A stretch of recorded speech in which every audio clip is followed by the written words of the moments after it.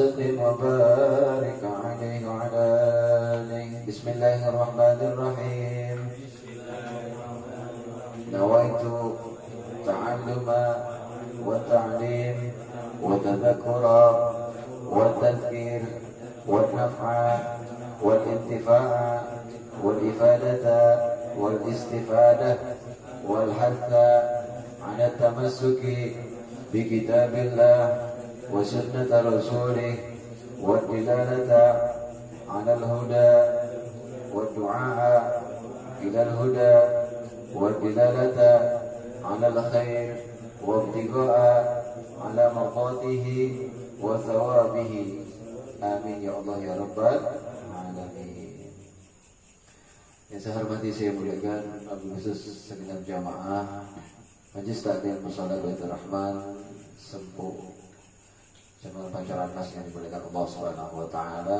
Mudah-mudahan kita semua senantiasa istiqomah dalam ibadah taat kepada Allah Subhanahu wa taala. Senantiasa kita diberikan nikmat sehat afiat, nikmat panjang umur, nikmat keberkahan rezeki, keberkahan ilmu dari Allah Subhanahu wa taala. Yang saya hormati, saya muliakan juga wabil khusus Ketua Majelis Taklim kita dan sekalian Ketua Dewan Makmur Mushola kita, Bapak Haji Ahmad. Kita doakan beliau mudah-mudahan selalu sehat, afiat, panjang umur. Bapak orang tua saya Bapak Haji Maulana Nur Maulana dan juga Pak Iqbal dan lain sebagainya, semuanya yang tidak saya sebutkan namanya satu persatu, insya Allah tidak mengurangi rasa hormat, ta'zim, serta mahabbah saya. Puji serta syukur kita sama kita panjatkan kepada Allah Subhanahu wa taala. Malam hari ini kita masih diberikan kesempatan oleh Allah untuk berbuat amal saleh. Mudah-mudahan amal saleh inilah yang menjadi asbab ridhonya Allah turun pada kita, sehingga kehidupan kita jadikan kehidupan yang penuh kebahagiaan, keselamatan di dunia dan juga di akhirat. Amin ya Allah. Salawat dan salam kepada baginda Nabi besar kita Nabi Muhammad SAW, para keluarganya, para sahabatnya dan juga para kita sekalian. Tidak panjang kalam Pak, langsung tarik gigi 7 ya. Karena memang saya mohon maaf Pak, terlambat ada tugas juga tadi. Kaitannya kajian kita pada malam hari ini adalah langsung ke kajian fikih tahsin Qurannya. Insya Allah kita lanjutkan di pertemuan nanti ya, di depannya.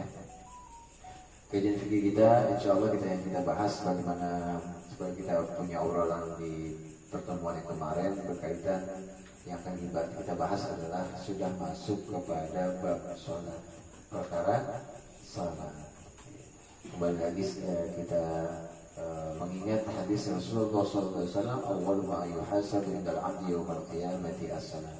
Yang paling pertama kali dihisab oleh Allah Subhanahu wa taala adalah perkara ibadah salat.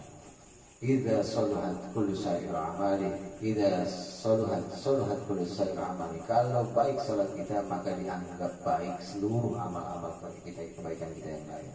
Fa idza fasadat kullu sa'ir amali. Kalau rusak salat kita, maka dianggap rusak juga salat kita, amal-amal kita yang lain. Dan Rasulullah SAW mengatakan, sallu kama ra'aitumuni usolli. Salatlah kalian sebagaimana kalian melihat aku salat.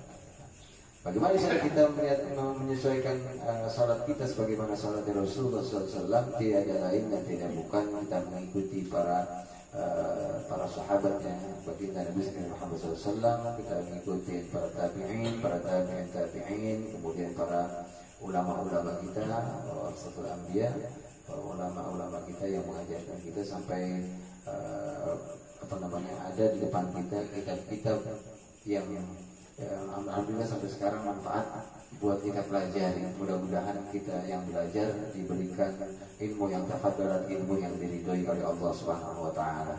Sebelum kita masuk pada kajian, terlebih dahulu kita bacakan suratul Fatihah, kita hadiahkan buat arwah kubur kita semua, juga arwah kubur buat para guru-guru kita, para tokoh masyarakat kita, para hujjah. Juga buat khusus ada yang berpulang kepada Allah, inna lillahi wa inna ilaihi raji'un, itu Siti Khadijah binti Siswa Sarjono, yang mudah-mudahan beliau almarhumah ini diterima segala amal ibadahnya, diampuni segala dosa-dosanya oleh Allah Subhanahu wa taala, jadikan makbarahnya roboh mulia di jannah. Amin ya Allah rabbal alamin.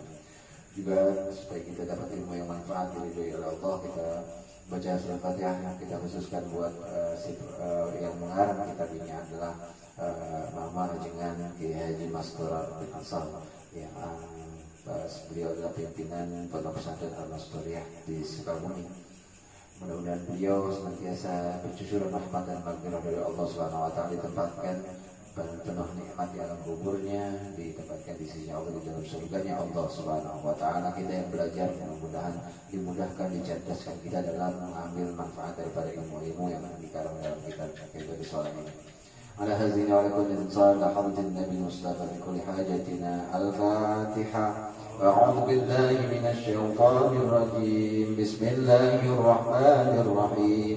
Alhamdulillahi rabbil alamin. Ar-Rahmanir Rahim. Maliki yaumiddin. Iyyaka na'budu wa iyyaka nasta'in. Ihdinas siratal mustaqim. Siratal ladzina an'amta 'alaihim ghairil maghdubi 'alaihim waladdallin. Amin. Amin amin ya Allah ya rabbal alamin. Sekedar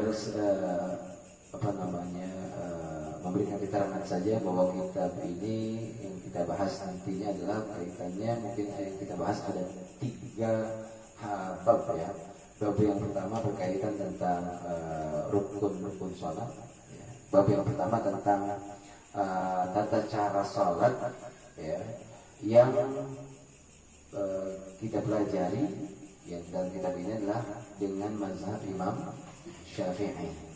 Nanti kita belajar juga ada beberapa yang menurut pendapat imam mazhab yang lain. Tapi yang jelas di kitab Kaidah Shalah ini, karena mayoritas kita di lingkungan kita di Indonesia terutama, apalagi dulu ulama kita mengajarkan kita untuk menjalankan syariat bermazhabkan Imam Syafi'i. Yang kedua yang harus kita bahas dalam kitab ini adalah berkaitan tentang pembahasan rukun sholat. Pembahasan rukun sholat. Nanti ada yang kita bahas sholatnya, sholat berjamaah ya. Bagaimana itu imam menjadi imam, bagaimana menjadi makmum, bagaimana sholat Jumat ya. Itu dalamnya semuanya tentang sholat di sini. Ada yang menerangkan rukun sholat ada yang mengatakan 17 ya. Kita mazhab Imam Syafi'i, kita tahu rukun sholat itu dari dulu kecil kita pelajari itu rukun sholat ada 17. Ada yang bilang 13, ada yang bilang 14 karena tumaninahnya dijadikan satu secara keseluruhan. Ada yang bilang rukun sholat itu 19 ya. Imam Ghazali itu mengatakan rukun sholat ada 19. Kornoniyah, membarengkan niat dengan takbiratul ihram itu dari Imam Ghazali jadi rukun ya. Begitupun yang kita kemarin kita bahas juga 2 itu memang bagian dari rukun sholat. Kemudian beliau Imam Ghazali menambahkan bahwa orang sholat itu ada rukun tambahan yang terakhir itu khusyuk. Jadi orang sholat kagak khusyuk menurut Imam Ghazali sholatnya tidak sah. Perkaranya adalah bahasan yang akan kita kaji ini adalah kajian fikih Pak, kajian hukum syariat, bukan kita untuk menilai ibadah orang diterima atau tidak. Sebab diterima atau tidak salat seseorang itulah hak prerogatifnya Allah. Kita nggak berhak salatmu nggak sah tuh begitu menjadi saudara kita yang lain mau nggak sah. Jadi salat itu begitu nggak bakal sah lah kita ya. Kemudian kitab ini sekedar gambaran akan yang kita kaji di dalamnya ini terdapat kurang lebih 187 kesimpulan dari kitab-kitab yang lain. Satu kitab yang kita belajar ini kurang lebih di dalamnya ada 17 kitab Pak. Jadi kalau kita buka atu-atu 17 kitab itu namanya khatamnya lama ya. Tapi alhamdulillah dari kitab Kaidah Shalah ini kita belajar seakan-akan 17 kitab bersamaan dalam satu kitab. Alhamdulillah. Makanya mudah-mudahan kita nyari berkah ya Pak. Amin ya Allah rabbal alamin.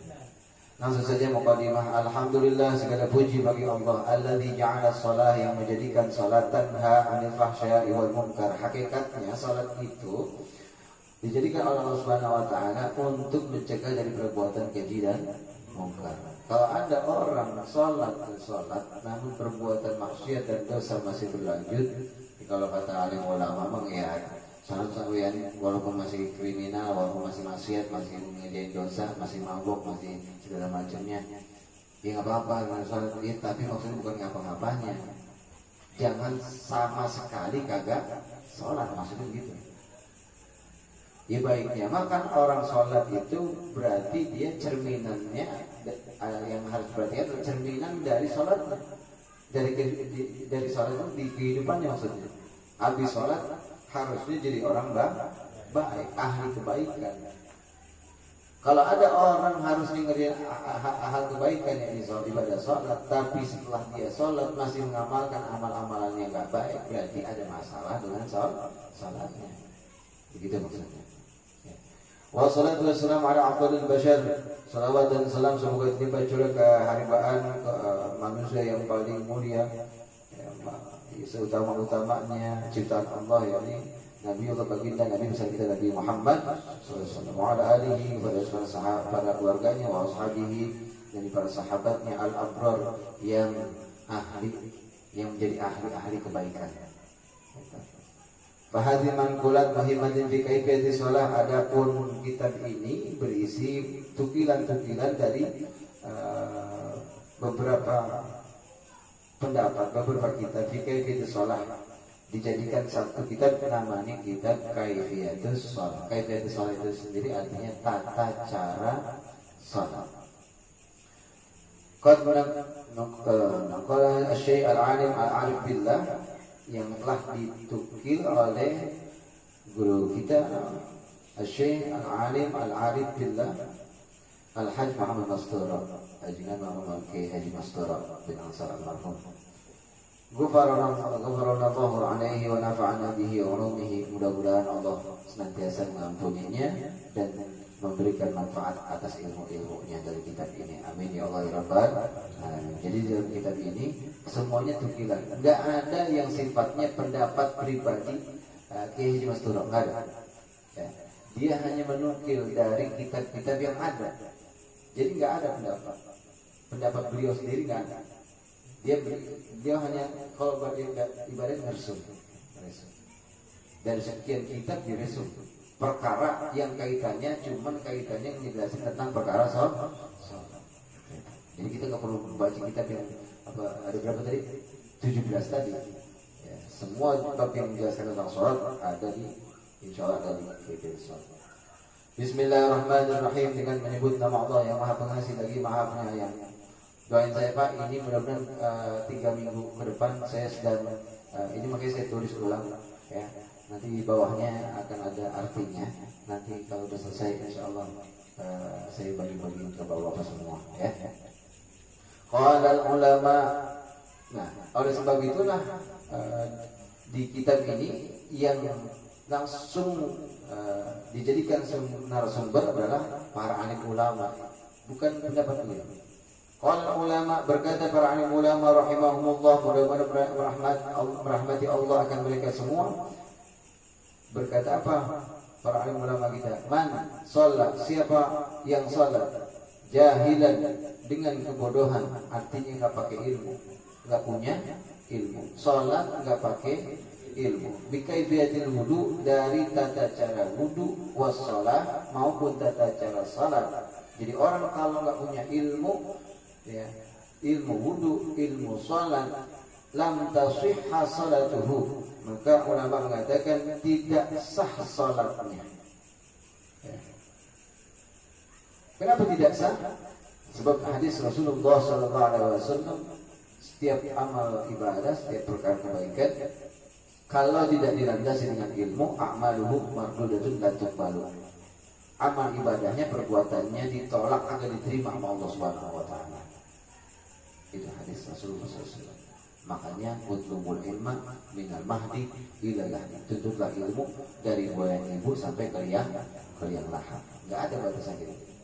Enggak ada orang punya pemikiran sholat gue udah benar, jadi berhenti ngajinya. Ya. Sholat itu merasa udah paling benar. Golongan dia doang yang benar sholatnya, golongan yang lain salah. Inilah yang namanya Muslim apa namanya? Yang dibilang apa tuh? Liberal itu bukan gitu. Ya. Jadi terlalu berlebihan lah. Jadi ya harusnya kita ya terus belajar. Nggak ada rasanya. Orang makin banyak ilmu, makin banyak yang tidak tahu. Makin banyak yang tidak tahu. Jadi orang harusnya seperti ilmu padi, makin berisi makin bukan makin sombong. Sebab apa? Sebab dia makin banyak yang dia tahu, justru makin banyak yang dia kagak tahu. Harusnya begitu. Makanya orang mati juga sampai mati kita harus menuntut ilmu. Talqin itu nggak sih? Talqin itu ngajarin. Terutama ngajarin bukan yang si mayit, bukan orang yang udah mati. Orang yang udah mati mah laula akhartani ila ajalin qarib. Pengen sesaat aja hidup, pasti dia bersedekah, maka dia akan sedekah itu berbuat baik.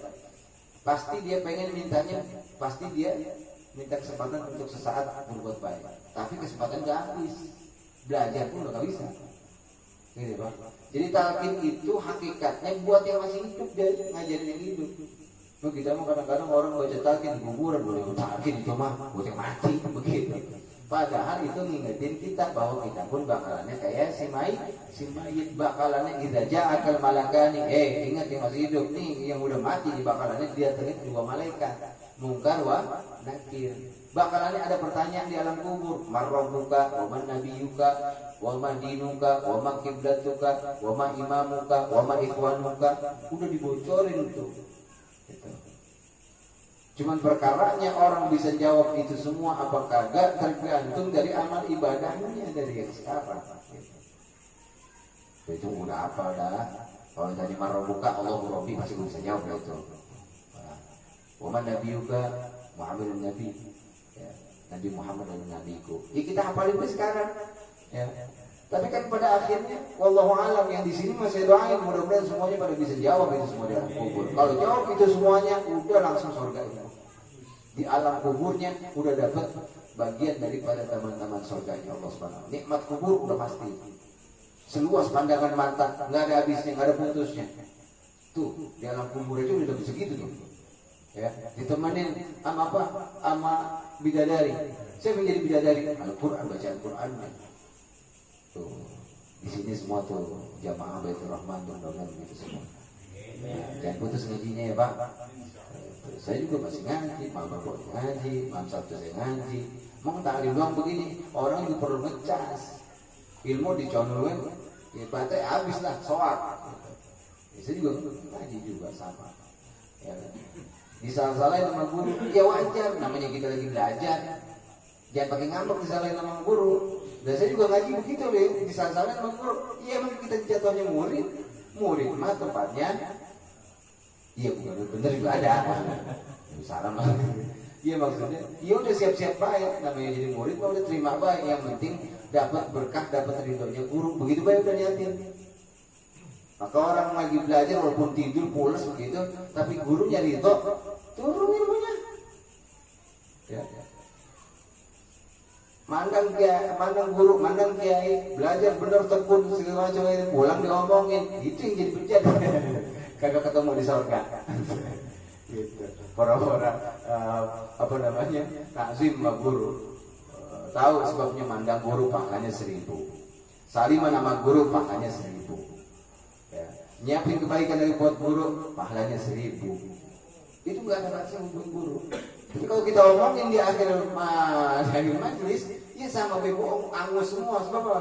Dia nggak berkah, nggak dapat ridhonya guru begitu. Lah guru mah kagak tahu, ya emang kagak tahu, ngomong di belakang. Tapi kan ntar di akhirat kagak ketemu kita. Ngapa ngomongin guru? Itu guru ngapa kurus amat, hitam amat gitu. Ilmunya dapat tapi pasti ngomong. Ya. Jadi orang sholat, orang wudu, nggak tahu ilmu wudu, nggak tahu ilmu sholat, lam tasihah kata para alim ulama sepakat nggak sah salat. Artinya bukan nggak diterima ya sama Allah. Sebab diterima dan tidaknya salat kita, ibadah kita tergantung itu haknya Allah. Tapi secara syariat, secara fikih nggak sah. Karena nggak tahu ilmunya, rukunnya, fardunya, syaratnya nggak tahu. Wa in sadaqa meskipun sesuai apanya? As-sihhata fihima, kesahan di dalamnya. Artinya kayaknya udah benar banget sholat kita, sujud kita, ruku kita, wudu kita, basuh tangan kita semuanya. Tapi boleh niat, bukan boleh ngaji, bukan boleh dari majlis segini. Melihat saudara kita lagi sholat, Allahu Akbar, diikuti deh.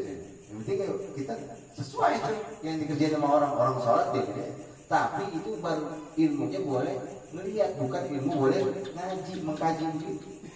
Itu aja. Wa in sadaqa itu walaupun sesuai, nggak sah. Tetap harus ngaji. Ya. Jadi Pak, kemarin kita udah belajar wudhu tuh. Emang wudhu harusnya, mak habis belajar praktek Pak. Ya. Jadi ada jam teori, ada jam praktek harusnya. Memang kalau kita cek satu-satu nggak mungkin. Gitu. Jadi saya minta tolong itu tugasnya Pak DKM ya. Nanti insya Allah kita bikin tutorialnya, jadi Bapak bisa lihat di situ ya. Jadi nggak perlu kita praktek satu-satu, Bapak perlu nanti lihat videonya aja. Nanti saya bikin tutorialnya ya Pak. Bismillahirrahmanirrahim. Al-qiyam bermula berdiri betul. Ini buat orang yang salat kadarnya, kemampuannya masih mampu untuk berdiri. Salatnya berdiri. Ada orang nggak mampu salat berdiri? Ada. Nanti ada lil qaid. Ada orang salat dari duduk ternyata ada aturannya. Afdalan duduk mana? Nanti kita belajar. Duduk tawarruk apa duduk itirus? Ada itu. Jadi nggak sembarangan pengen donjol wae. Semaunya air masyita sesuai kemauannya. Ya boleh. Cuman ada ilmunya yang lebih afdal, yang kerjanya yang lebih afdal. Disuruhnya duduk tahiyat awal. Begitu. Nanti ada ilmunya ya Pak. Al-qiyamu bermula berdiri betul, la yakunu ruknan. Tidak menjadi rukun illa ba'da takbiratul ihram. Kalau kecuali setelah takbiratul ihram. Jadi sebelum takbir syarat. Ya. Wa qablaha yakun syartan. Sebelum takbir, sebelum Allahu Akbar, maka berdiri betulnya syarat. Kira-kira Pak, kalau syarat harus dipenuhi apa kagak? Kalau rukun maka memang harus dikerjain. Harus kita nggak boleh nggak ada kalau rukun. Tapi orang namanya syarat juga harus dipenuhi. Ya. Kita yang ngamar kerja nggak ada SKCK, syaratnya kurang atuh. Kira-kira diterima apa kagak?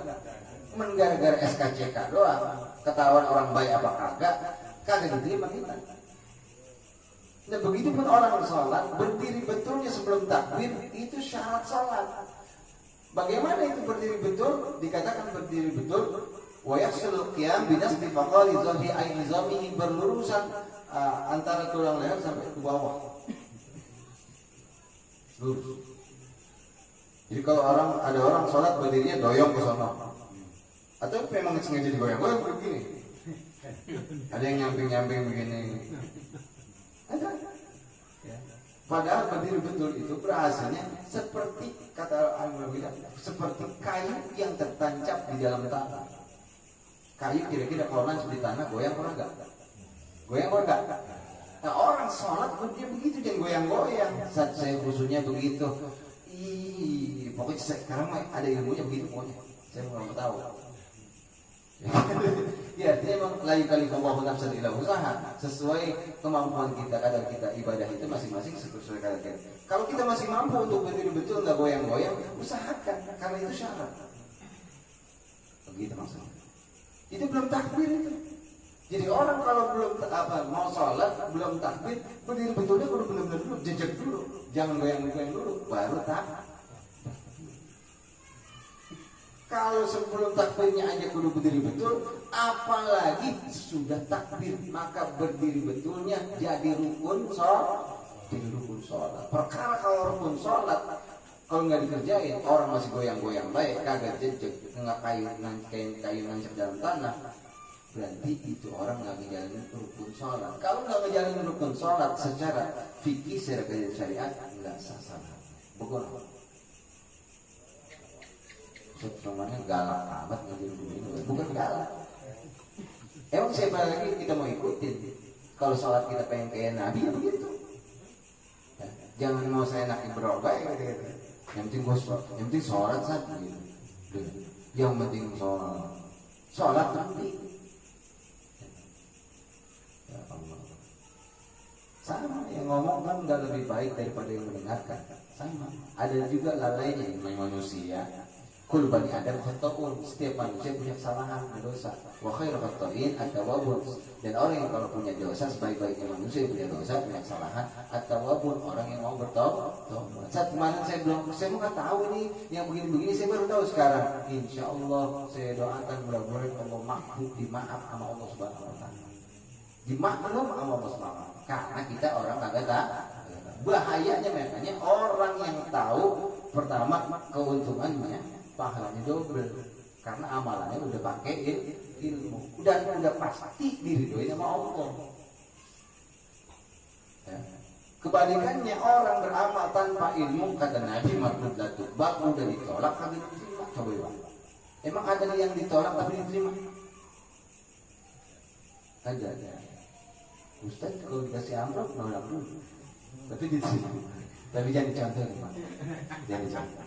Emang ilmunya begitu kata Kiai, kalau dikasih tolak dulu. Kalau emang kagak didorong lagi, tarik betul. Berarti dia lebih butuh dari kita, maksudnya begitu. Kalau emang didorong lagi ke kita, berarti milik kita. Begitu kata Kiai. Kalau Ustaz mah diajarin begitu. Tahu bapak-bapak mah, cuma kalau itu masa tuh pas lagi didorong lagi.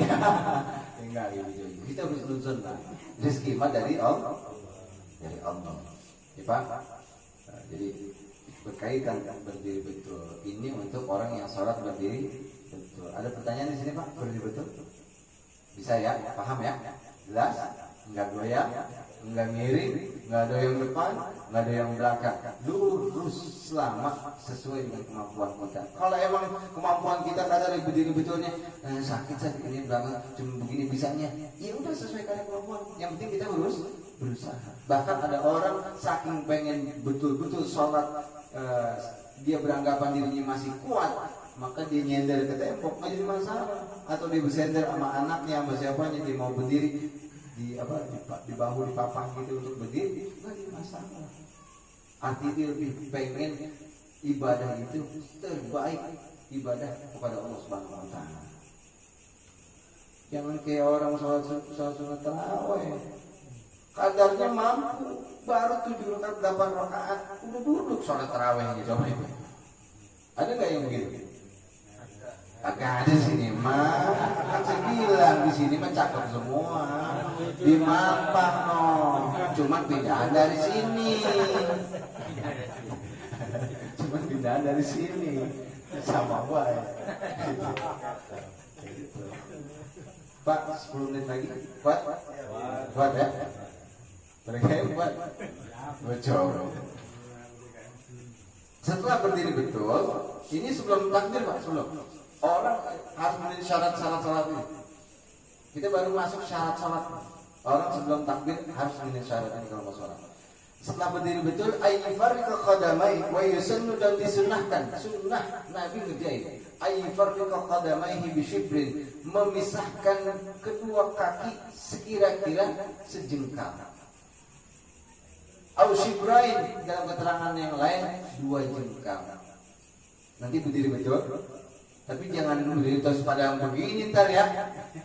Kan ini disuruhnya sekira-kira. Jadi nggak rapat. Sebab yang rapat mah perempuan. Apa yang dibuka dalam sholat ya, oleh laki-laki maka ditutup oleh perempuan. Maka laki-laki kok semua buka Pak.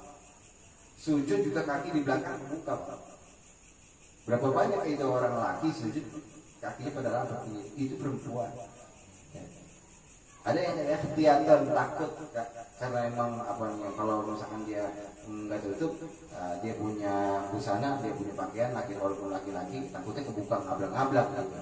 Ya kan ada juga orang dulu mah pakai kain doang, dalaman kagak gitu. Ya, bener gak? Dulu itu mah lagi ikhtiatan. Jadi yang kedua memisahkan kaki kira-kira sejengkal. Tapi jangan diri terus ngejengkalin begini ya. Ntar orang pada ajaran apa lagi nih? Ajaran mana lagi nih? Sekira-kira sejengkal 2 jengkal. Enggak, jangan lebih dari itu. Jangan karena pengen rapat barisan, rapatnya soft barisan. Kita nyari kelingking orang. Mohon maaf ya. Ini kan ada yang golongan begitu tuh, yang merasa sholat paling benar kan begitu ya. Kelingking orang lagi cecer baik, bagus. Sopnya jadi rapat, tapi perkara rapat sebetulnya bukan kelingking. Yang rapat itu pundak, bakunya sama saudara kita. Kadang-kadang kita sama yang dekat-dekat begini aja, kadang-kadang bahu kita kayak nempel, bener nggak? Ya. Iya. Ini kan deket nih. Silaturahim deket banget nih. Ngobrol, ngopi, ngerokok bareng. Itu kalau lagi sholat coba itu tradisi. Ada yang nempel pernah gitu. Padahal jaga jarak aman. Emang mau masih covid. Begitu. Inna tasbihatus sufuf min tamami shalah, sehingga lurus dan rapat di barisan bagian dari kesempurnaan salat berjamaah. Itu ya Pak. Jadi bukan kelingking ya Pak. Awas ada salat kagak berantem iya kan. Kelingking orang itu cecok wae. Wa yukrahu dan dimakruhkan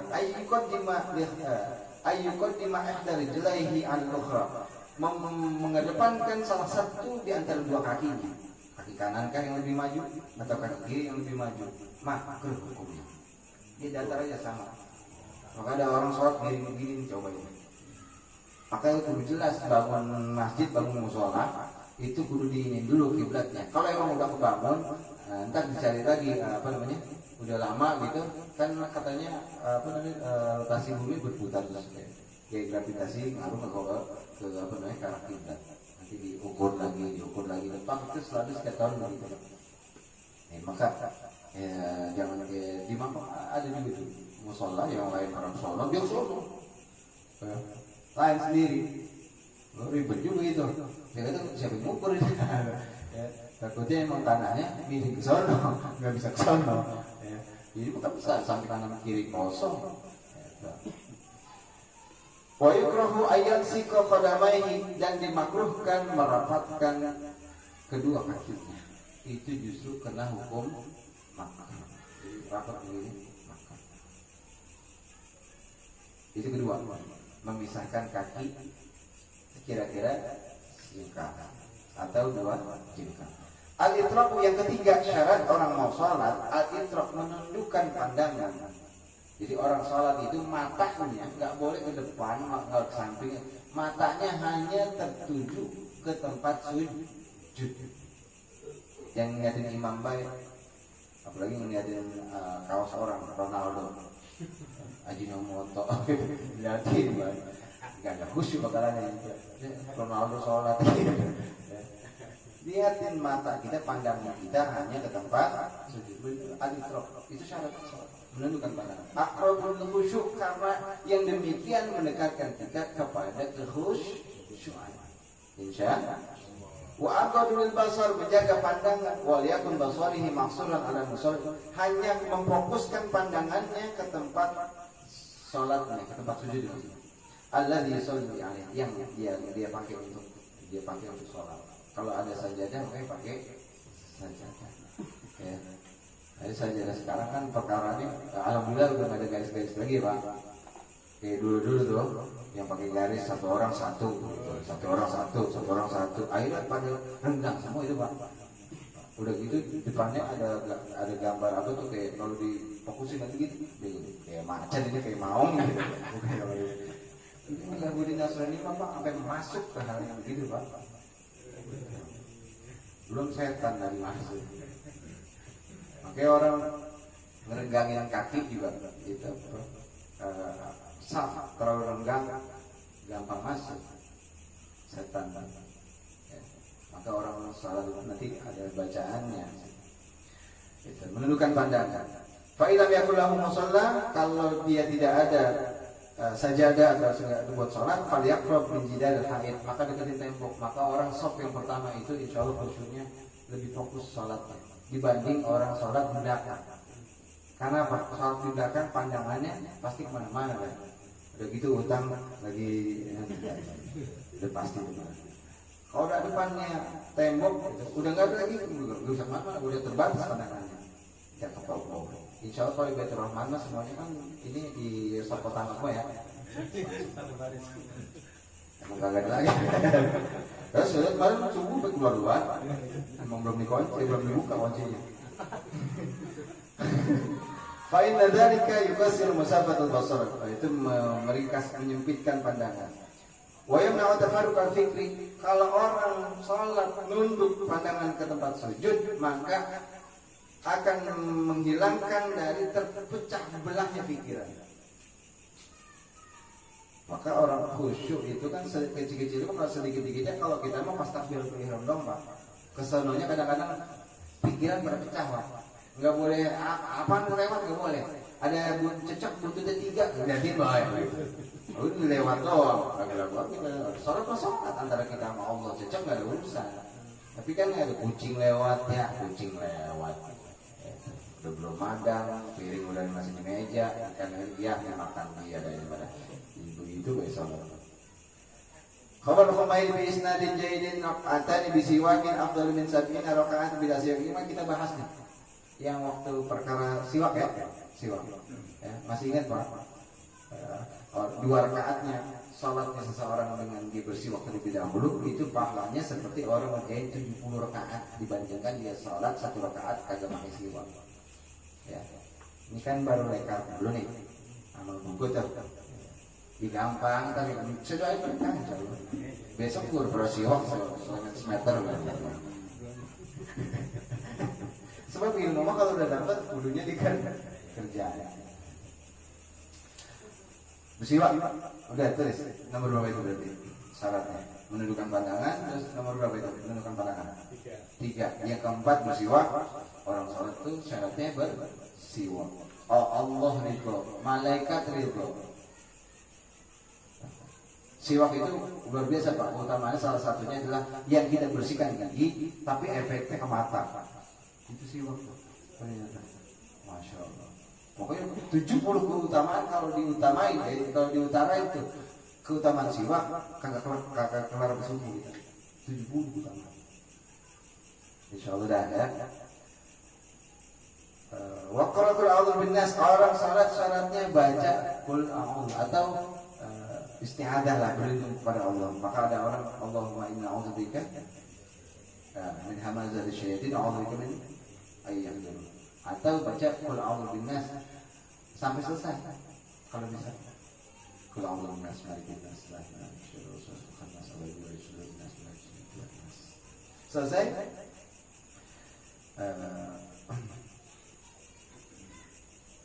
Yang terakhir itu baca doa. Apa doanya?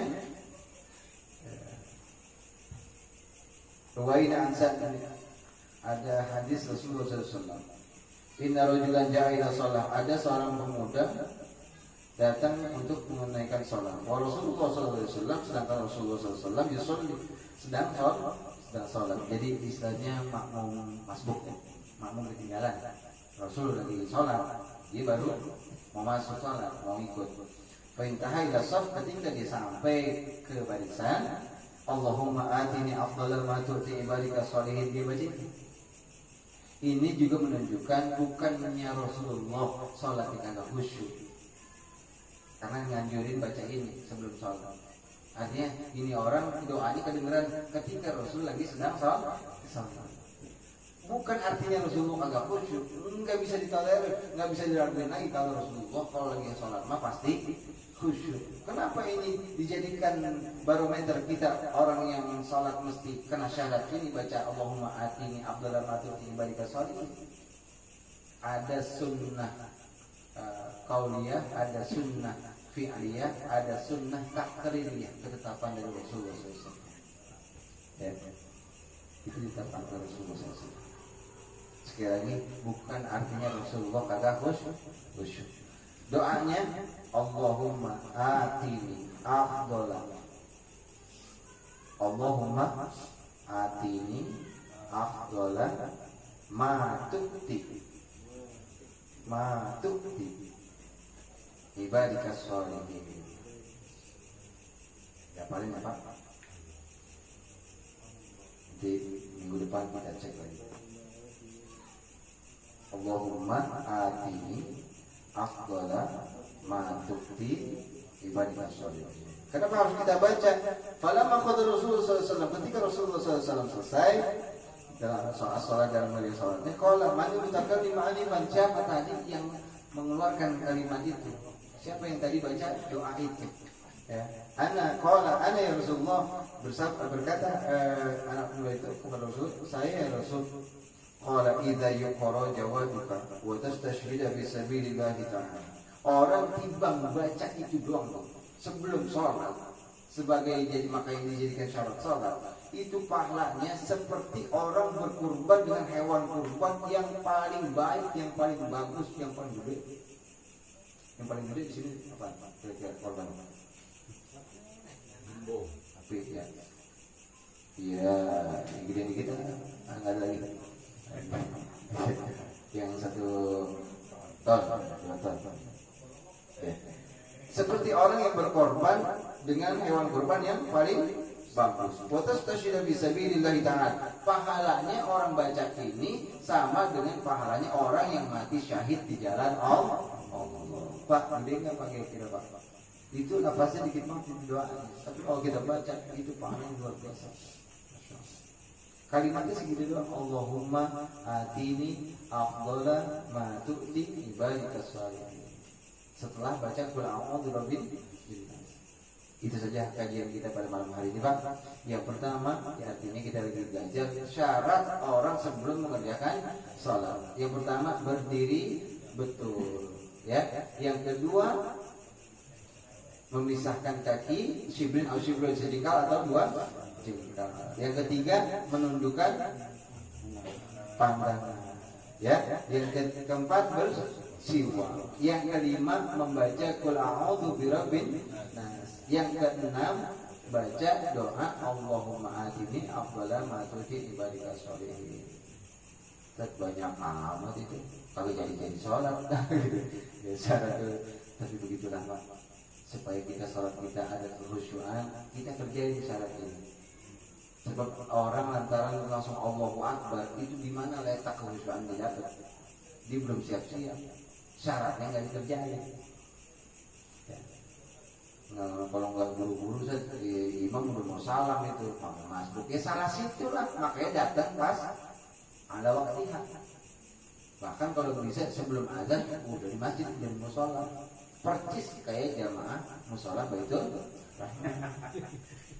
Mana ya? Saya mau husnuzon nggak merasa husnuzon. Kita aja jemaah, mudah-mudahan ada manfaat yang kita pelajari. Insya Allah minggu depan karena waktu juga ya.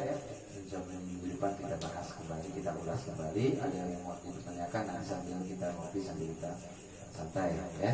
Al-Fatihah.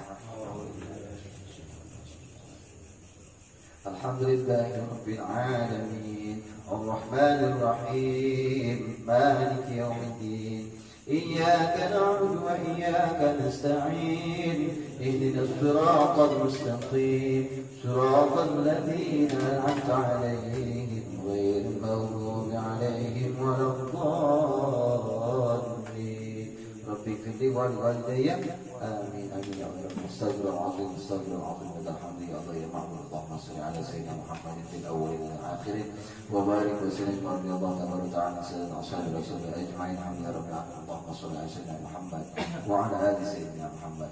الله يا غفور يا تواب يا عفو. اللهم اغفر لنا ذنوبنا وذنوب ولوالدينا وارحمنا وارحمهما كما ربيانا صغيرا وجميع المسلمين والمسلمات والمؤمنين والمؤمنات الأحياء منهم والأموات برحمتك يا أرحم الراحمين.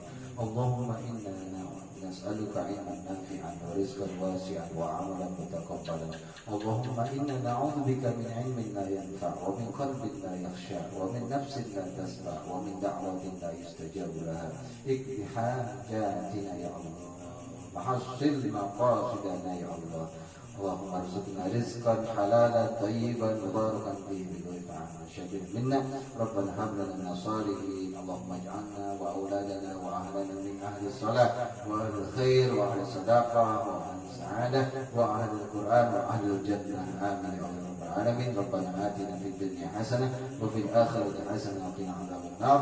سبحانك ربك رب العزه عما يصفون وسلام على المرسلين والحمد لله رب العالمين.